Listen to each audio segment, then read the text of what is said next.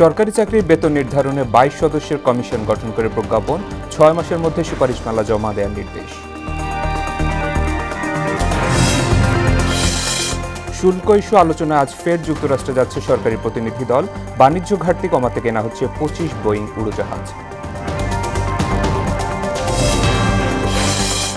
রাষ্ট্র পরিচালনার মূলনীতিতে কাটছে না ডান বাম বিভেদ। কাল রাজনৈতিক দলগুলোকে জুলাই সনদের খসড়া তুলে দিতে চান আলী রিয়াজ। এবং ডেঙ্গু সংক্রমণে ২৪ ঘন্টায় আরও ৩ জনের মৃত্যু। হাসপাতালে ভর্তি ৪০৯ জন। একই সময় ছাড়পত্র পেয়েছে ৫৩০ রোগী।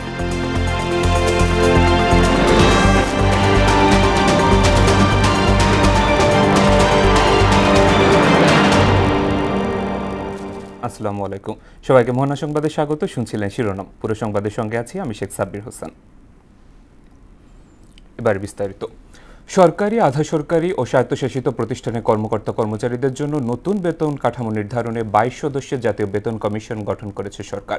রোববার অর্থ মন্ত্রণালয়ের অর্থ বিভাগ থেকে সংক্রান্ত একটি প্রজ্ঞাপন জারি করা হয়। সাবেক অর্থ সচিব জাকির আহমেদ খানকে সভাপতি করে সাবেক সচিব ডক্টর মোহাম্মদ আলী খান, সাবেক হিসাব মহানিয়ন্ত্রক মোহাম্মদ মুসলেম উদ্দিন এবং সাবেক রাষ্ট্রদূত মোহাম্মদ ফজলুল করিমকে কমিশনের পূর্ণকালীন সদস্য করা হয়েছে।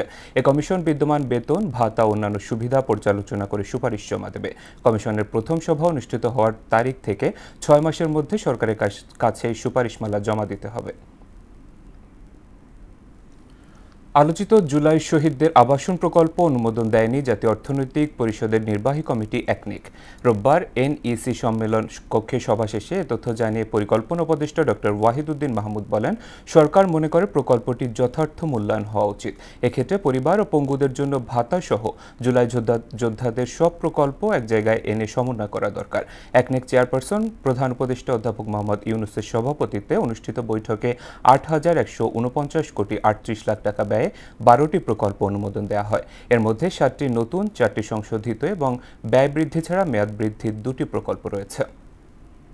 এখন গ্রহণ করিনি, তার কারণ আমরা এটার কাগজপত্রগুলো দেখে আমাদের মনে হয়েছে এটার যথাযথভাবে এটার খরচের মূল্যায়ন হওয়া উচিত টেন্ডারে যাওয়ার আগে।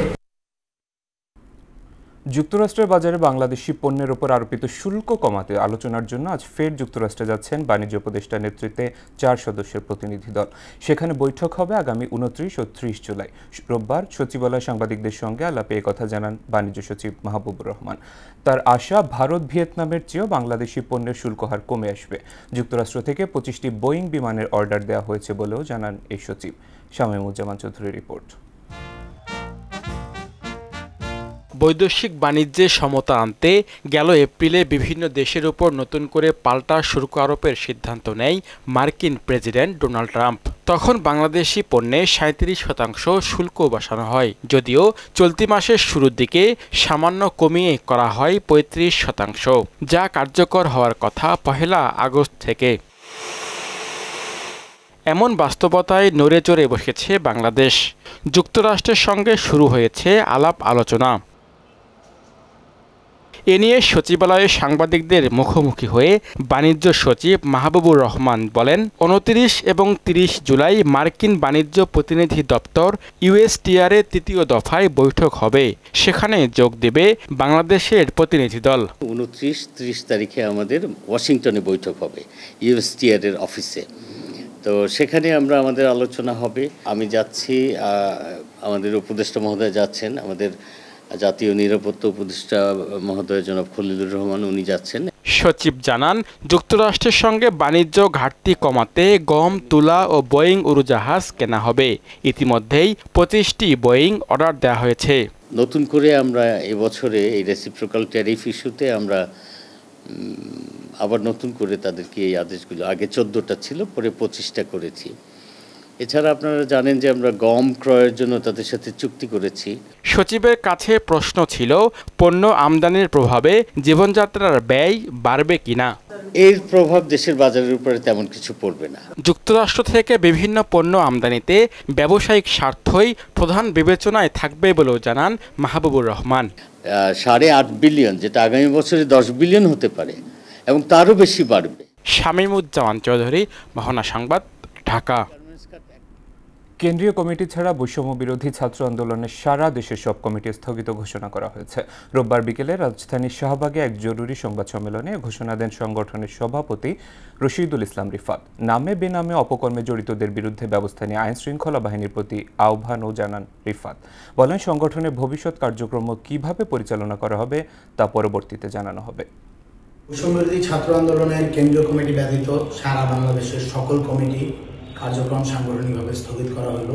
নামে বেনামে যারা বিভিন্ন ধরনের অপকর্মে জড়িত হওয়ার চেষ্টা করছেন, আইন শৃঙ্খলা বাহিনীকে আমরা আহ্বান করব তারা যাতে গিয়ে এদের প্রতি আইনানুগ ব্যবস্থা গ্রহণ করেন। রাষ্ট্র পরিচালনার মূলনীতিতে রাজনৈতিক বিভেদ স্পষ্ট। ঐকমত্য কমিশনের প্রস্তাবের উপর পক্ষে বিপক্ষে মত দিয়েছে দলগুলো, যদিও স্বাধীন পুলিশ কমিশন গঠনে সবাই একমত। রোববার দুপুরে ঐকমত্য কমিশনের সভার মধ্যাহ্ন বিরতিতে এসব কথা বলেন রাজনৈতিক দলের প্রতিনিধিরা। বৈঠকের সূচনা বক্তব্যে আগামী 3 দিনের মধ্যে সংস্কার ইস্যু নিষ্পত্তির আশা জানিয়েছেন কমিশনের সহসভাপতি আলী রিয়াজ। বলেন, আগামীকালের মধ্যে জুলাই সনদের খসড়া সব রাজনৈতিক দলের কাছে পাঠানো হবে। মনিরুল ইসলামের প্রতিবেদন। রাষ্ট্রের মৌলিক সংস্কারের ক্ষেত্রে রাজনৈতিক দলের সঙ্গে ধারাবাহিক বৈঠক করছে জাতীয় ঐকমত্য কমিশন। দ্বিতীয় পর্যায়ের 49তম দিনে আলোচনা হয় রাষ্ট্র পরিচালনার মূলনীতি, নাগরিকদের মৌলিক অধিকার সম্প্রসারণ এবং স্বাধীন পুলিশ কমিশন গঠন নিয়ে। আজকে থেকে আগামী 3 দিন আমি আশা করছি। বৈঠকের সূচনা বক্তব্যে কমিশনের সহসভাপতি আলী রিয়াজ জানান, কমিশনের দেয়া 20 প্রস্তাবের মধ্যে 10টিতে ঐকমত্য হয়েছে। মতানৈক্যের বিষয়গুলো মীমাংসা করে 31 জুলাইয়ের মধ্যে জাতীয় সনদ ঘোষণা করতে চায় কমিশন। শুধুমাত্র এইগুলো বাদ দিয়ে, যেগুলোতে একমত হয়েছে সেগুলো বাদ দিয়ে তার বাইরে যে ভূমিকা এবং কমিটমেন্টের জায়গাগুলো, তার একটা খসড়া কমিশন তৈরি করেছে এবং কমিশন আগামীকালের মধ্যে সকল রাজনৈতিক দলের কাছে এই খসড়া প্রেরণ করবে আপনাদের বিবেচনার জন্য। আমরা মনে করি আপনারা আলাদা ধরনের মতামত দিলে সেগুলো সন্নিবেশিত করা হবে। আমরা খসড়া নিয়ে এখানে আলোচনা করব না এই কারণে, যেগুলো শব্দের ব্যাপার। যদি বড় রকমের মৌলিক কোনো আপত্তি ওঠে তাহলে আমরা ফ্লোরে আনবো, না হলে আনবো না। মধ্যাহ্ন বিরতিতে গণমাধ্যমের সঙ্গে কথা বলেন গণ অধিকার পরিষদ সহ বিভিন্ন রাজনৈতিক দলের প্রতিনিধিরা। বলেন, পুলিশ সংস্কার কমিশনের বিষয়ে সবাই একমত হলেও গঠন প্রক্রিয়া নিয়ে ভিন্ন ভিন্ন প্রস্তাবনা রয়েছে। একটা স্বাধীন পুলিশ কমিশন গঠন বিষয়ে এবং মোটা দাগে এবি পার্টি সহ পুরো হাউস একমত হয়েছে। এটার গঠন প্রক্রিয়া নিয়ে কারা কারা এটার সদস্য হবেন, এটার কাজের এখতিয়ার নিয়ে আরও কিছু আলোচনা, সংশোধিত প্রস্তাব আসবে। পুলিশ সংস্কার কমিশন নিয়ে গণ অধিকার পরিষদ জাতীয় ঐকমত্য কমিশনের যে থ্রোয়িং প্রপোজাল, সেই প্রপোজালের সাথে আমরা ঐকমত্য পোষণ করেছি। তবে রাষ্ট্র পরিচালনার 4 মূলনীতির বিষয়ে বিভক্তি স্পষ্ট। রাজনৈতিক দল জনগণের কাছে যাবে, জনগণ ডিসিশন নেবে একটা দেশ কিভাবে রাষ্ট্র পরিচালিত হবে, তার সংবিধানের মূলনীতি কি হবে। সুতরাং ওর বাইরে এইখানে বসে কোনো কিছু করার ইখতিয়ার আমাদের নাই, ঐকমত্য হব না। বিভিন্ন ইস্যুতে আলাদা আলাদা অবস্থান থাকলেও রাষ্ট্র সংস্কার প্রক্রিয়াকে ত্বরান্বিত করতেই সবাই একমত বলে জানান বৈঠকে অংশ নেওয়া রাজনৈতিক দলের প্রতিনিধিরা। মনিরুল ইসলাম, মোহনা সংবাদ, ঢাকা। পদ্মা ব্যারেজ ও দ্বিতীয় পদ্মা সেতু বাস্তবায়নের রাজনৈতিক অঙ্গীকার সবচেয়ে বেশি প্রয়োজন বলে মন্তব্য করেছেন বিএনপি মহাসচিব মির্জা ফখরুল ইসলাম আলমগীর। দক্ষিণাঞ্চলের মানুষের নিরাপত্তা ও জীবন জীবিকা রক্ষায় প্রকল্প দুটি বাস্তবায়ন অত্যন্ত জরুরি বলেও মত দেন তিনি। রোববার রাজধানী মহাখালীতে এক সেমিনারে তিনি এসব কথা বলেন। এতে বক্তারা রাজনৈতিক দলগুলোকে নিজেদের ইশতেহারে দ্বিতীয় পদ্মা সেতু প্রকল্প অন্তর্ভুক্ত করার পরামর্শ দেন। আরও জানাচ্ছেন হুমায়ুন কবির। স্কয়ার কিলোমিটার মহাখালী ব্র্যাক সেন্টারে পদ্মা ব্যারেজ ও দ্বিতীয় পদ্মা সেতু বাস্তবায়ন জাতীয় কমিটি আয়োজিত সেমিনারে অংশ নেন বিভিন্ন রাজনৈতিক দলের নেতা ও অর্থনীতিবিদ সহ প্রকৌশলীরা। পানি সম্পদ মন্ত্রণালয় একটা কনসাল্টিং অর্থনৈতিক সহ দক্ষিণাঞ্চলের মানুষের জীবনমান উন্নয়নে দলুদিয়া পাটুরিয়া দিয়ে দ্বিতীয় পদ্মা সেতুর প্রয়োজনীয়তা তুলে ধরেন আলোচকরা। আজকে বাংলাদেশে এটা সিদ্ধান্ত নিতে হবে যে বাংলাদেশের জনগণ জাতীয় প্রশ্নে ঐক্যবদ্ধ থাকবে কিনা। ব্যারেজগুলো যেভাবে তৈরি করা হয়েছে, আমার কৃষি, শিল্প, জনজীবন, সভ্যতা সমস্ত কিছুই গুরুতরভাবে বিপন্নের মধ্যে। সেতু দ্বিতীয়টা নির্মাণ করবে, এটা হবে কি হবে না 18 আনা রাজনৈতিক সিদ্ধান্ত। গঙ্গার চুক্তির আমাদের নিশ্চয়তা পাওয়ার ক্ষেত্রে কারিগরি, পেশা দিক থেকে এবং রাজনৈতিক দিক থেকে যৌক্তিক আলোচনা করার মতো সক্ষমতা ওনাদের তৈরি করতে হবে আজকে থেকে। প্রধান অতিথির বক্তব্যে বিএনপি মহাসচিব মির্জা ফখরুল ইসলাম আলমগীর দ্বিতীয় পদ্মা সেতু বাস্তবায়নে মানুষের মধ্যে জাগরণ সৃষ্টির আহ্বান জানান। সেতুটি বাস্তবায়নে বেগম খালেদা জিয়ার ইচ্ছার কথাও জানান তিনি। খালেদা জিয়া তিনি অনেক আগে দ্বিতীয় সেতুর কথা কমিট করছেন, তার কমিটমেন্ট আছে এবং আমরা রাজনৈতিক দল হিসেবে আমরা মনে করি যে এই সমস্ত অঞ্চলগুলোতে, এখানে যেখানে জীবন জীবিকা প্রশ্ন জড়িত আছে, আপনার মানুষের নিরাপত্তার প্রশ্ন আছে, দাবি বাস্তবায়নে বলিষ্ঠভাবে ভূমিকা রাখতে সবার প্রতি আহ্বান জানান বিএনপি মহাসচিব। রাজনৈতিক কমিটমেন্টই হচ্ছে সবচেয়ে বড় প্রয়োজন, সেটাই দরকার এবং সেটা তখনই তৈরি হবে যখন সেটা জনগণের মধ্য থেকে উঠে আসবে এই দাবিটা। এটাও কিন্তু অত্যন্ত জরুরি। তাই আমি খৈয়ামকে বলছিলাম যে পরে উচিত হবে তার গোটা অঞ্চলটাতে এই বিষয়টা নিয়ে জনগণের মধ্যে একটা জাগরণ সৃষ্টি করা। বিএনপি যুগের সাথে তাল মিলিয়ে সচেতনভাবে এগিয়ে যাচ্ছে জানিয়ে মির্জা ফখরুল বলেন, সংস্কার বিষয় অনেক আগেই উপলব্ধি করতে পেরেছে তার দল। রাষ্ট্র কাঠামোর যে পরিবর্তন আনা দরকার সে ব্যাপারে আমরা অত্যন্ত সচেতনভাবে আমরা সামনের দিকে এগোচ্ছি। হুমায়ুন কবির, মোহনা সংবাদ, ঢাকা।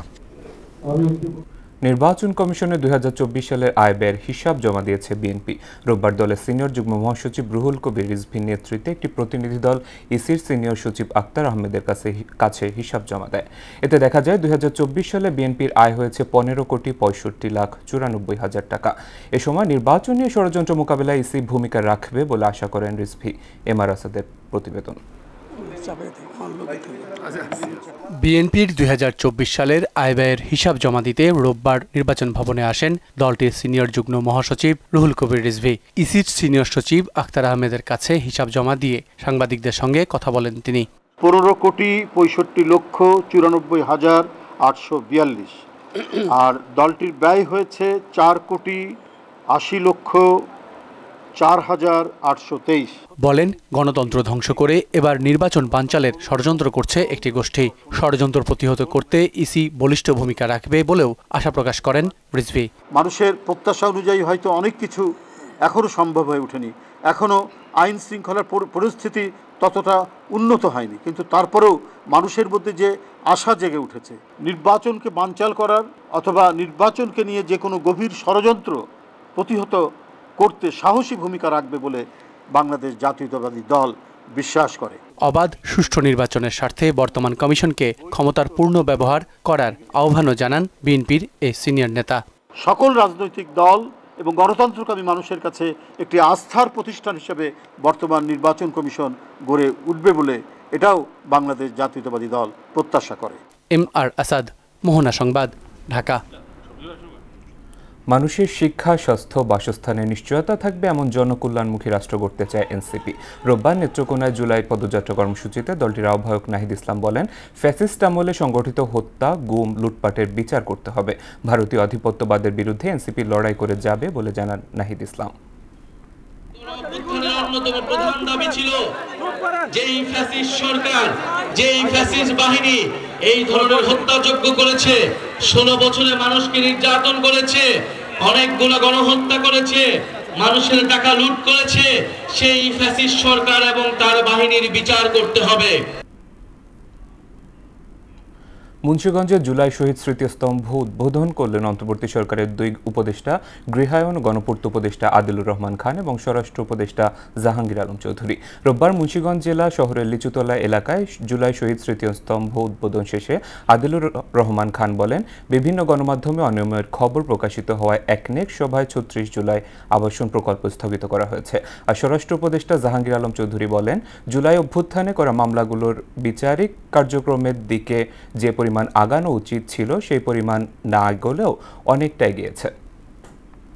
বিচারিক কাজ আমি বলবো যতটুকু আগানো উচিত ছিল অত পরিমাণ না হলেও কিন্তু আগাইছে। একটা বড় সমস্যা ছিল যে এখানে অন্যান্য ক্ষেত্রে যে আসামির সংখ্যা, এখানে আপনারা জানেন অনেকেই যারা নির্দোষ তাদেরও আসামি করে হয়েছে। যেখানে হয়তো একটা ঘটনা ঘটছে, এখানে হয়তো 20 জন আসামি হওয়ার কথা ছিল, ওখানে 200 আসামি দেওয়া। টেকনিকের সদস্য হিসেবে তো অবশ্যই অবগত, ওইটা আমরা আজকে ফেরত দিয়ে দিয়েছি, পাশ করি নাই, কারণ এর মধ্যে বেশ কিছু অসঙ্গতি আমরা পেয়েছি। জুলাই মাসের প্রথম 26 দিনে প্রবাসীরা দেশে পাঠিয়েছেন 193 কোটি মার্কিন ডলার দেশীয় মুদ্রায়, যার পরিমাণ 23,583 কোটি টাকা। চলতি মাসের বাকি দিনগুলোতেও ধারা অব্যাহত থাকলে মাসের শেষ নাগাদ রেমিট্যান্স 230 কোটি ডলার ছাড়িয়ে যেতে পারে বলে আশা সংশ্লিষ্টদের। রোববার বাংলাদেশ ব্যাংকের হালনাগাদ প্রতিবেদনেও তথ্য উঠে এসেছে। কর্মকর্তারা জানান, ব্যাংকিং চ্যানেলের মাধ্যমে পাঠানো রেমিট্যান্স দেশের বৈদেশিক মুদ্রা রিজার্ভে স্বস্তি ফিরিয়েছে। হুন্ডি প্রতিরোধে সরকারের বিভিন্ন পদক্ষেপ, প্রণোদনা ও ব্যাংকিং ব্যবস্থার উন্নতির ফলেই রেমিটেন্সে ধারাবাহিকতা ফিরে এসেছে। সূচক লেনদেন ও মূলধন বেড়ে ঘুরে দাঁড়াতে শুরু করেছে শেয়ার বাজার।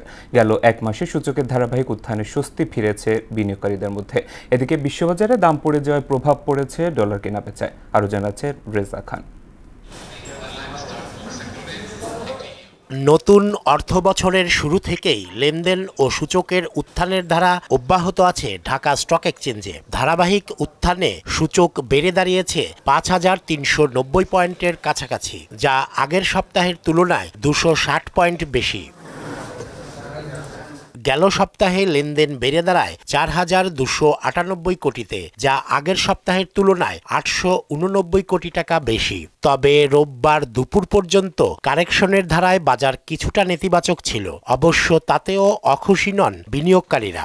মান্থ এন্ডে কিছু অ্যাডজাস্টমেন্ট থাকে ইনস্টিটিউটগুলির, আবার অনেকে হচ্ছে যে প্রফিট কিছুটা টেক করে, এইসব কারণেই বাজার একটু আজকে শেকি আছে। এখন ভলিউম বাড়তেছে, মার্কেটে ইনভেস্টর আসতেছে, আরো ইনভেস্ট হচ্ছে। গত সপ্তাহের শেষ কার্যদিবসে বাজার মূলধন বেড়ে দাঁড়ায় ৭,০৮,০০০ কোটি টাকা, যা বিগত ৭ মাসের মধ্যে সর্বোচ্চ। যে ১,০০০ কোটি টাকা যদি টার্নওভার হয়, হাউস বাঁচবে, ক্ষুদ্র বিনিয়োগকারী বাঁচবে, দেশের অর্থনীতি তার নিজস্ব গতিতে এগিয়ে যাবে। স্মার্ট মানি যেটা ঢুকছে সেটা বের হচ্ছে না, সম্ভবত সেটা রিইনভেস্ট হইতেছে আর কি।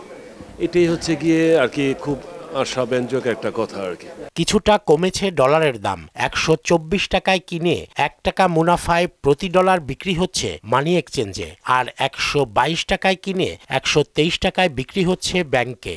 আমেরিকায় পিএইচডি করতে যাওয়ার মৌসুম চলছে, তো যার কারণে ডলারের প্রচুর চাহিদা। আমরা চেষ্টা করতেছি ডলার দেওয়ার জন্য। যোগান স্বাভাবিক থাকলেও চাহিদা কমা ও বিশ্ববাজারে দরপতনের কারণে ডলারের দাম কিছুটা নিম্নমুখী বলে জানান মানি চেঞ্জার্স অ্যাসোসিয়েশন অব বাংলাদেশের সভাপতি। যোগানের ধারাবাহিকতা আছে, কিন্তু তুলনামূলকভাবে চাহিদা একটু কম, যার কারণে রেটটা একটু নিম্নগতি। তাছাড়া তো বিশ্ববাজারে ডলারের রেট ফল করছে, অন্যান্য কারেন্সির এগেনস্টে কনভার্সনে ডলার ফল করেছে, তার প্রভাব বাংলাদেশে পড়েছে।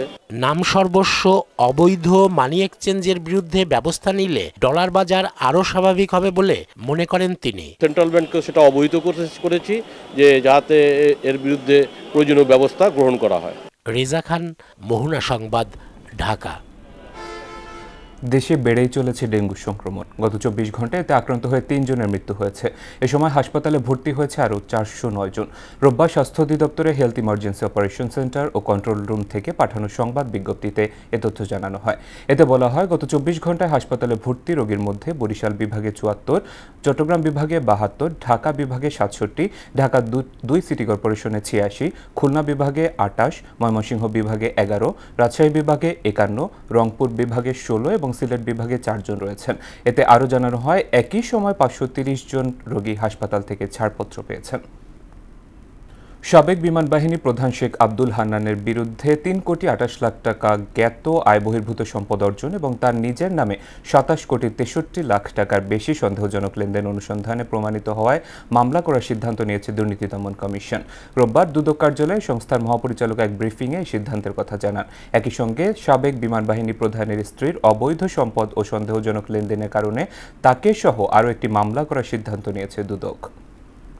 Air chief marshal Sheikh Abdul Hannan সাবেক বিমান বাহিনী প্রধান কর্তৃক জ্ঞাত আয়ের উৎসের সাথে অসঙ্গতিপূর্ণ ৩,২৮,০০,০০০ টাকারও বেশি মূল্যের সম্পদ অর্জনপূর্বক নিজ দখলে রাখায় এবং তার নিজ নামে ৬টি ব্যাংক হিসাবে ২৭,৬৩,০০,০০০ টাকারও বেশি সন্দেহজনক লেনদেন অনুসন্ধানকালে প্রমাণিত হয়েছে।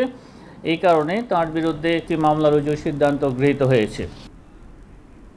আগামী বছরের মাঝামাঝি পুরোদমে চালু হচ্ছে পায়রা সমুদ্র বন্দর। কর্তৃপক্ষের তথ্য মতে এখন পর্যন্ত প্রকল্পের অগ্রগতি ৯০%, ফলে নির্দিষ্ট সময়ে শুরু হবে কার্যক্রম। এদিকে বন্দর ঘিরে রাস্তাঘাট, অবকাঠামো ও অর্থনৈতিক উন্নয়নের আশার আলো দেখছেন স্থানীয়রা। পটুয়াখালীর পায়রা বন্দর ঘুরে এসে জানাচ্ছেন সুরায়া মুন্নি। দেশের মোট বাণিজ্যের ৯২ ভাগই হয় সমুদ্র ও নৌপথে। সময়ের পরিক্রমায় পণ্য আমদানি ও চাহিদাও বাড়ছে দিনকে দিন। ফলে গুরুত্ব বাড়ছে নির্মাণাধীন পায়রা সমুদ্র বন্দরের, যাকে বলা হচ্ছে দক্ষিণাঞ্চলের অর্থনৈতিক সমৃদ্ধি ও সম্ভাবনার নতুন দুয়ার। পটুয়াখালীর কলাপাড়ায় আন্ধারমানিক নদীর উপকণ্ঠে অমিত সম্ভাবনাময় এ সমুদ্র বন্দরে কাজ চলছে দুর্দাম গতিতে। ইতোমধ্যেই সংযোগ সড়কের ৭০ এবং সেতু নির্মাণের ৬৪% কাজ শেষ হয়েছে। সামগ্রিক অগ্রগতি ৯০%। বন্দরটি নিয়ে আগ্রহের শেষ নেই স্থানীয়দের। অর্থনৈতিক উন্নয়ন সহ কর্মসংস্থানের বিশাল সম্ভাবনা নিয়ে আশার আলো দেখছেন তারা। এই বন্দর হয় আমাদের দক্ষিণ অঞ্চলের অনেক উপকার হয়েছে, আরও আমাদের অনেকের কর্মসংস্থান হয়েছে, বেশ মোটামুটি কথা আমাদের অনেকই সুবিধা হয়েছে। রাস্তাঘাট উন্নতি হয়েছে, হয় দিক দিয়ে একটু ভালো হয়েছে, পাকা হয়েছে। আগে কাঁচা ছিল, কাদা বেদর, এখন আর কি একটু ভালো হয়েছে।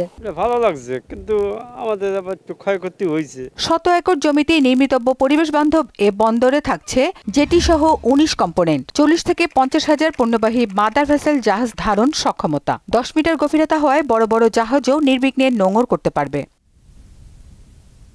বন্দরে নিজস্ব টার্মিনাল অপারেশন শুরুর আগে অনেক সীমাবদ্ধতা ছিল, তবে সব বাধা কাটিয়ে 5 টার্মিনাল জেটির নির্মাণ কাজ পুরোদমে চলছে বলে জানান নির্বাহী প্রকৌশলী। আমরা আশা করছি আগামী বছরের জুলাই থেকে আমরা আমাদের ফুল অপারেশনে যেতে পারবো। সীমিত পরিসরে জাহাজ হ্যান্ডলিংয়ের জন্য আমাদের স্ট্রাকচার অলরেডি কমপ্লিটেড অবস্থায় আছে এবং তার জন্য বিকল্প সড়কের ব্যবস্থাও আছে। তো আমাদের একটা টার্মিনাল আমরা অলমোস্ট রেডি করে ফেলেছি।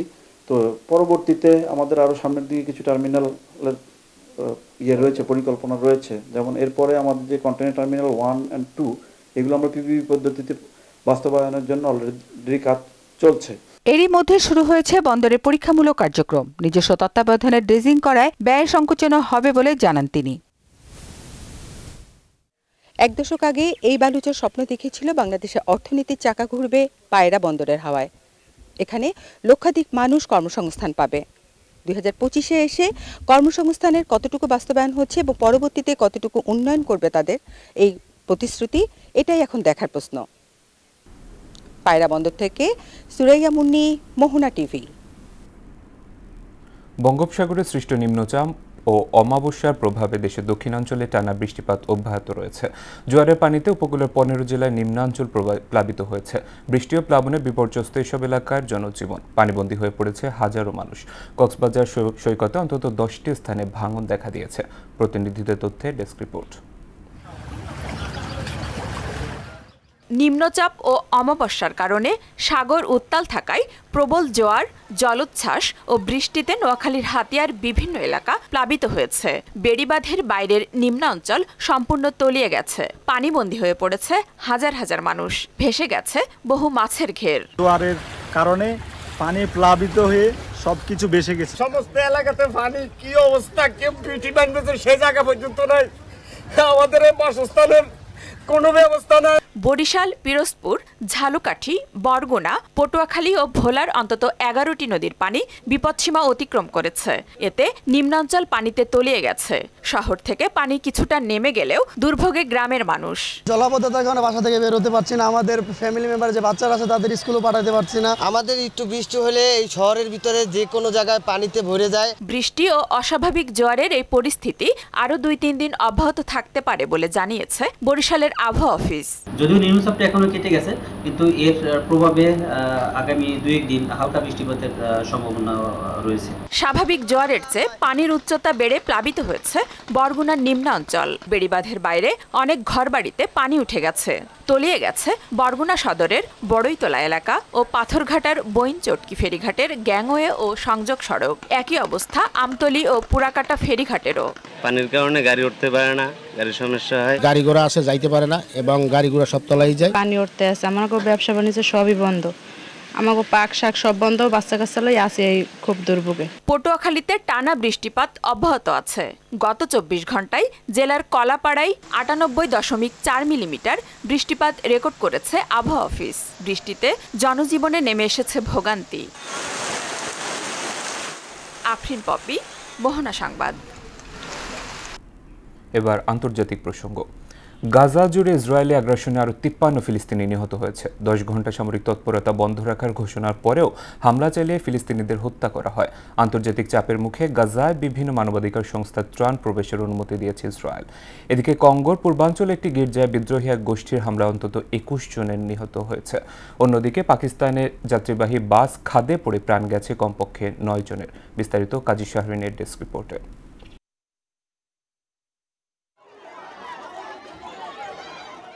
খাদ্যের অভাবে গাজায় দেখা দিয়েছে চরম মানবিক বিপর্যয়। অপুষ্টিতে হুমকির মুখে পড়েছে শিশুদের স্বাস্থ্য। রোববার সারাদিনে অনাহারে মারা গেছে আরও 6 জন। অস্ট্রেলিয়ার প্রধানমন্ত্রী অ্যান্থনি আলবেনিজ বলেছেন, গাজায় ত্রাণ ঢুকতে না দেয়া মানবিকতা, নৈতিকতা এবং আন্তর্জাতিক আইনের লঙ্ঘন। এছাড়া ত্রাণ অবরোধ করে গাজাবাসীকে অনাহারে রেখে মৃত্যুর দিকে ঠেলে দেওয়ার বিরুদ্ধে বিক্ষোভ করেছে ইন্দোনেশিয়ার জনগণ।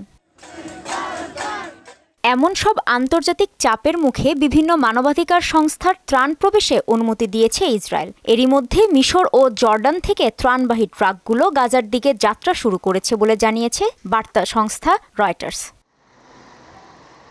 গাজার 3টি স্থানে 10 ঘণ্টার জন্য সামরিক তৎপরতা বন্ধ রাখার ঘোষণা দিয়েও হামলা অব্যাহত রেখেছে ইসরায়েলি সেনারা। রোববার সারাদিনে হামলা চালিয়ে আরও 53 জনকে হত্যা করে তারা।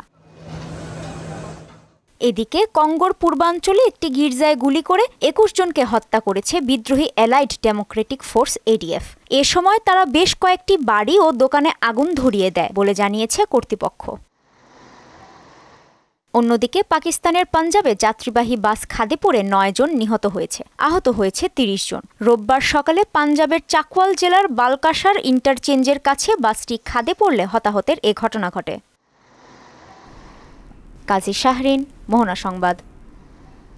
খেলার খবর ক্রিকেট।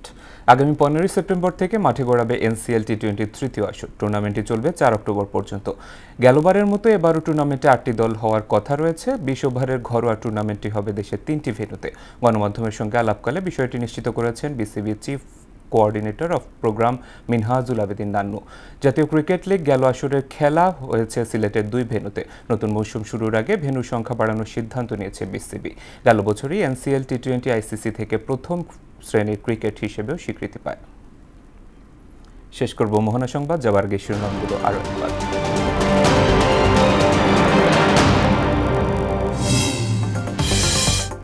সরকারি চাকরির বেতন নির্ধারণে 22 সদস্যের কমিশন গঠন করে প্রজ্ঞাপন। 6 মাসের মধ্যে সুপারিশমালা জমা দেওয়ার নির্দেশ।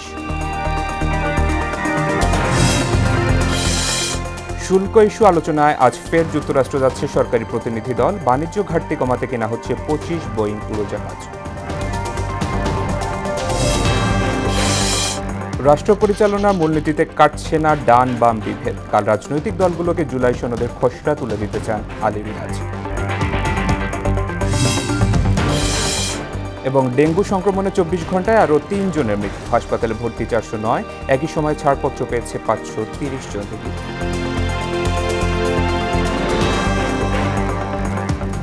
এই ছিল মোহনা সংবাদে। মোহনার সবশেষ খবর জানতে ভিজিট করুন www.mohana.tv। সংবাদ দেখতে পারেন মোহনার ফেসবুক এবং ইউটিউবে। এতক্ষণ সঙ্গে থাকার জন্য ধন্যবাদ সবাইকে।